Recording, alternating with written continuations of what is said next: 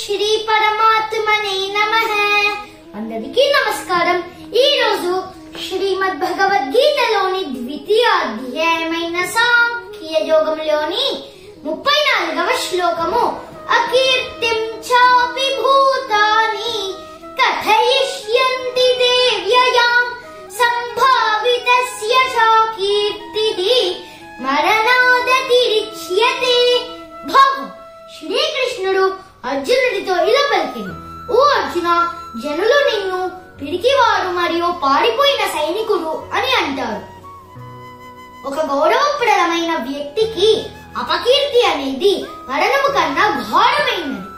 35వ శ్లోకము భయాద్రనాదు పరతం మంస్యంతే త్వాం మహారథాః యేషాం ఛత్వం బహుమతో భూత్వా యాస్యసి లాఘవం.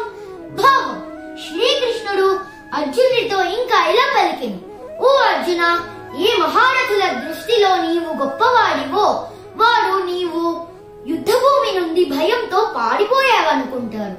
అలా వారికి నీ మీద ఉన్న గౌరవం పోగొట్టుకుంటావు. 36వ శ్లోకము అవాచ్యవాదాంశ్చ బహూన్ వదిష్యంతి తవాహితాః నిందంతస్తవ సామర్థ్యం తథో దుఃఖతరం ను కిం.